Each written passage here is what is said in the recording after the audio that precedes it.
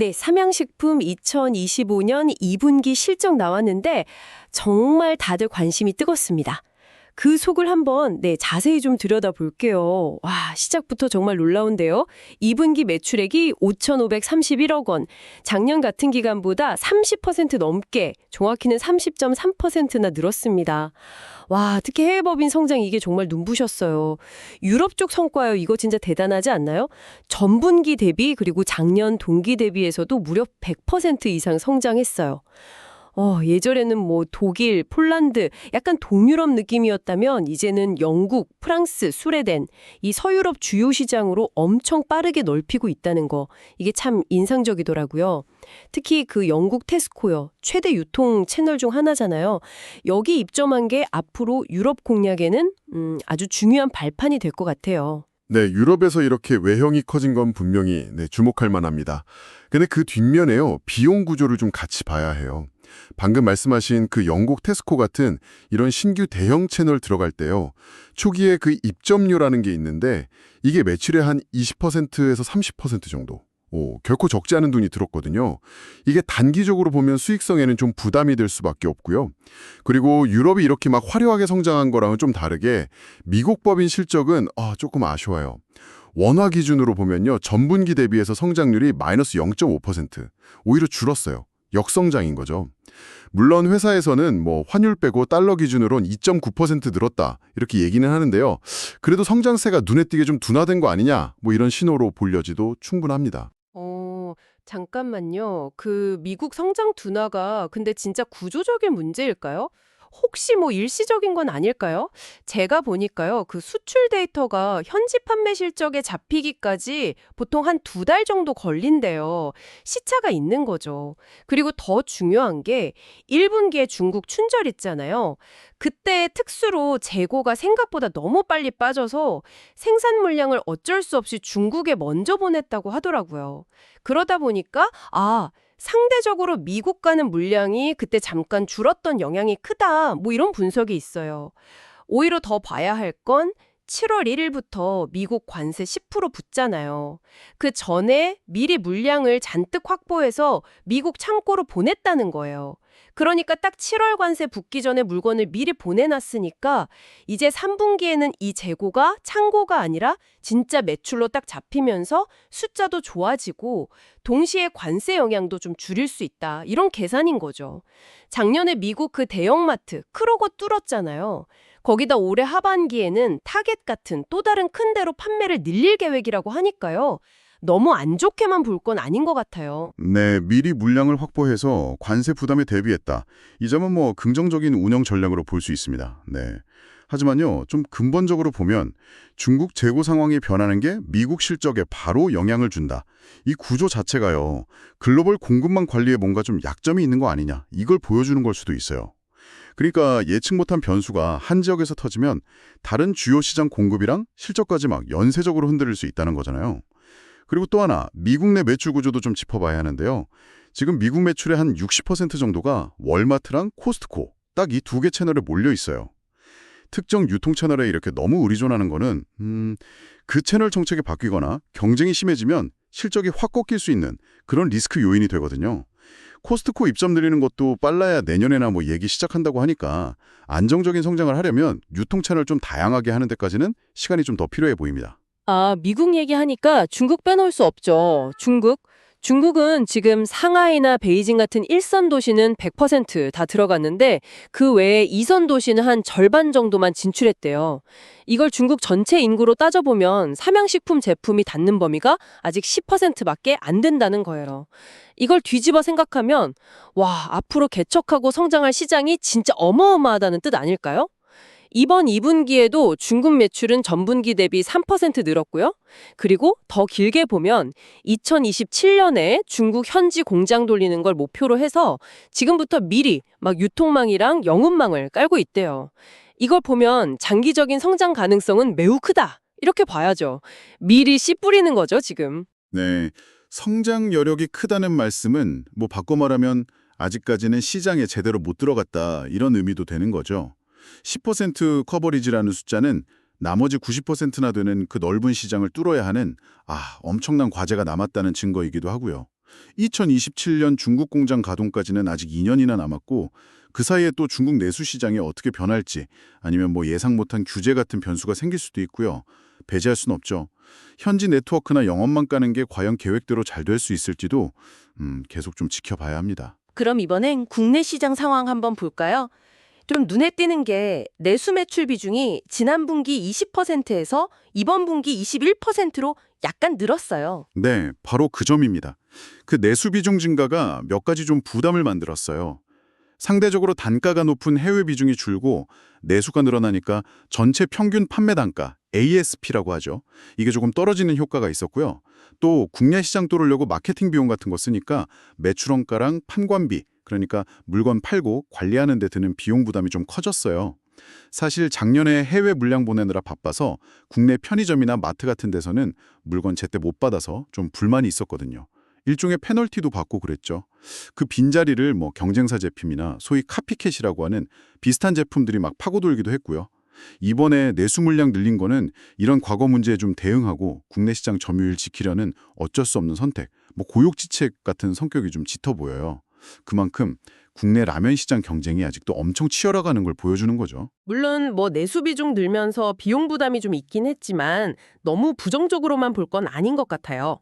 매출 원가율, 그러니까 매출액 대비 원가 비율이 얼마나 늘었나 보면 전분기 대비 고작 0.1%포인트 올랐거든요. 이 정도면 원가 관리 엄청 잘하고 있다는 증거 아닐까요? 내수 물량 배분은 그냥 시장 상황 봐가면서 유연하게 전략적으로 조절한 걸로 봐야 하고요.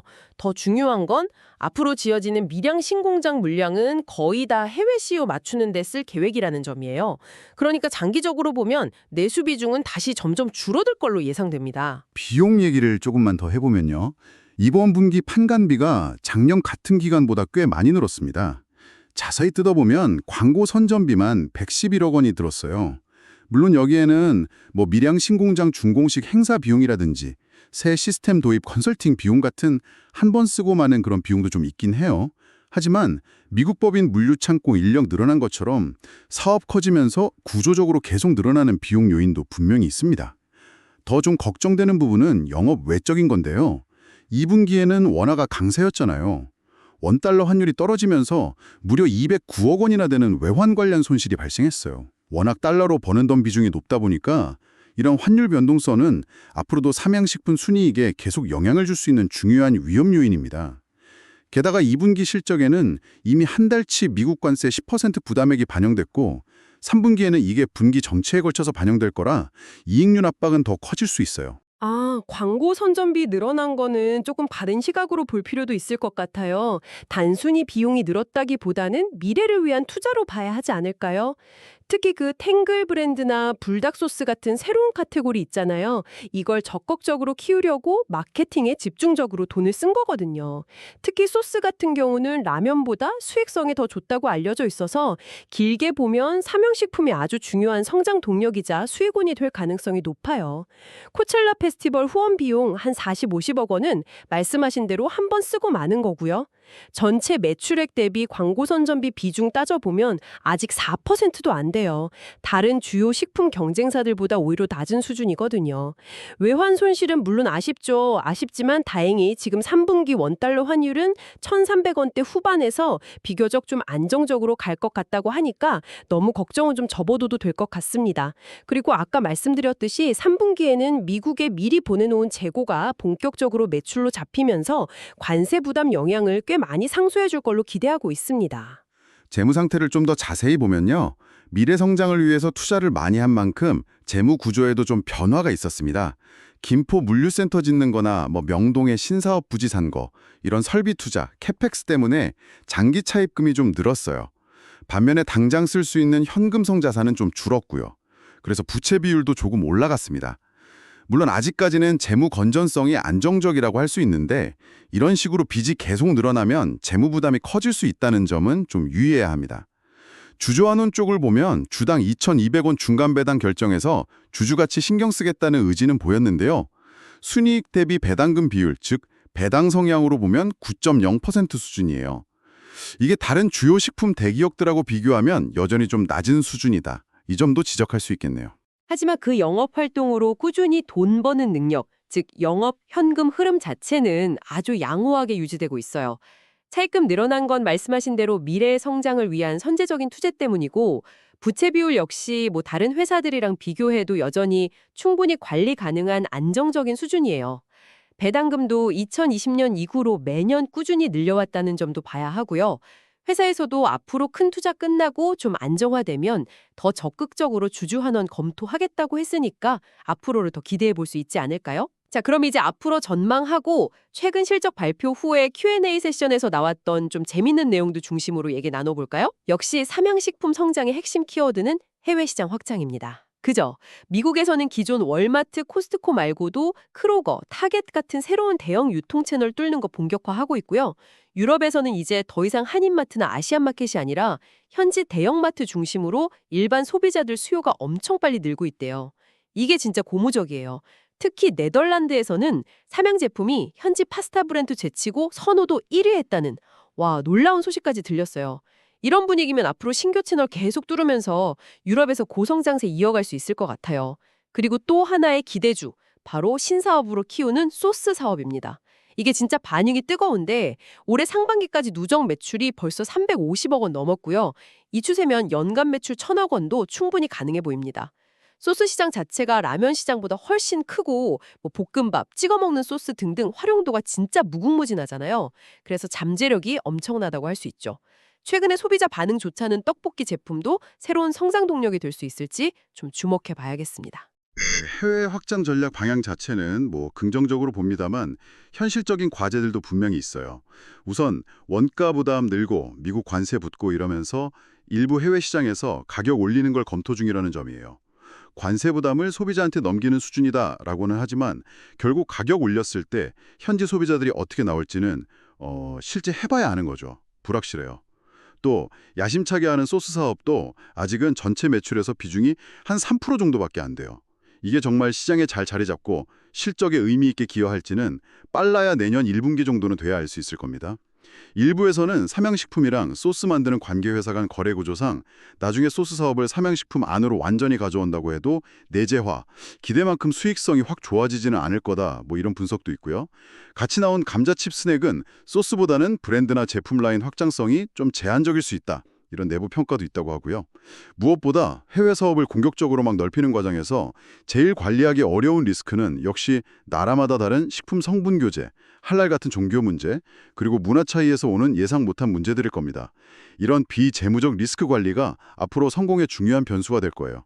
다행히 작년에 완공된 밀양 신공장 가동률이 원래 계획보다 더 빨리 안정화되고 있다고 합니다. 목표는 올해 9월까지 3개 라인 돌리고 연말인 12월까지는 6개 라인 전부 2교대로 만정 가동하는 건데요. 지금 벌써 4개 라인 돌아가고 있고 순조롭게 진행 중이라고 하니 기대가 됩니다. 특히 이 밀양 신공장에서 만드는 물량은 물류 효율성 높이려고 전부 해외 수출용으로만 보낼 예정이래요. 또 상대적으로 설비가 좀 낡은 원주 공장하고 익산 공장 생산 설비를 최신으로 바꾸고 용기면 라인 일부를 수요 많은 봉지면 라인으로 바꾸는 등 전반적인 생산 효율 높이려는 노력도 꾸준히 하고 있습니다. 밀양 신공장이 계획대로 안정화되고 있는 건 분명 긍정적인 신호죠. 네. 하지만 6개 라인 전체가 2교대로 완전 가동되기까지는 아직 몇 달 더 필요하고요. 그리고 기존 원주 익산 공장 설비 교체하는 것도 지금 하고 있는 중이니까 생산 효율성 개선 효과가 단기적으로 확 눈에 띄게 나타나기에는 좀 어려울 수 있습니다. 전반적인 생산 시스템 최적화하고 효율 극대화까지는 시간이 좀 더 필요하다는 점은 감안해야 합니다. 네, 오늘 삼양식품 2분기 실적과 앞으로 전망에 대해 정말 다양한 각도에서 깊이 있는 이야기 나눠봤습니다. 요약해보면 삼양식품은 유럽 시장 중심으로 강력한 해외 성장 동력을 확실히 보여줬고 3분기에는 미국 시장 실적 반등 가능성에 더해서 중국 시장의 거대한 장기 성장 잠재력까지 기대감을 높이고 있습니다. 또 불닭소스나 떡볶이 같은 신규 사업을 적극 키우고 밀양 신공장 증설로 미래 준비도 착실히 하고 있다는 점에 긍정적인 부분이네요. 하지만 동시에 2분기에 보였던 미국 시장 성장 둔화의 원인이었던 그 글로벌 공급망 연동 문제, 아직 본격적인 성과 내기까지 시간이 필요한 중국 시장 개척의 어려움, 여전히 치열한 국내 시장 경쟁, 그리고 계속 오르는 각종 비용 압박, 판관비, 환율 변동성, 미국 관세 부담 등 이건 앞으로 삼양식품이 풀어야 할 숙제입니다.